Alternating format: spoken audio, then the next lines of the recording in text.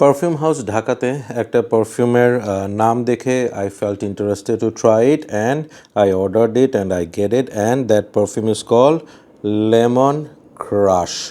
ওকে, so এটা spray করার পর ফার্স্ট থিং আমার যে জিনিসটা মনে হচ্ছে এটা হচ্ছে আমরা একদম ছোটোবেলায় যে ইগলু ললি খেতাম, ইগলুর গ্রিন কালারের যে লেমন ললিটা খাইতাম, একদম সেটাই আইসক্রিম থেকে গলায় এই বোতলের ভিতর ভরে দিছে। একদম সেম একটা ভাইব এটার মধ্যে আছে, but with the time after almost an hour there is a little change. এখানে হালকা একটা উডি ব্যাপার আসে এবং সেই সাথে একটা জিনিস আমি পাই, সেটা হচ্ছে একদম লেবুর খোসাটা, বাতাবি লেবু টাইপের জিনিস, ওটার খোসাটা খোলার পর আমরা ওখান থেকে একটা জেস্টি, একটা স্পাইসি একটা লেবুর যে স্মেলটা পাই, সেই ধরনের একটা স্মেল এটার মধ্যে আছে। একদম লেবুর শরবত টাইপের একটা ব্যাপার।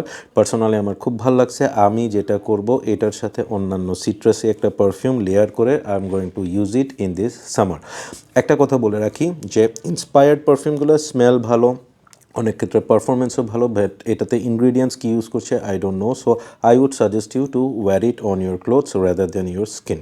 So take care.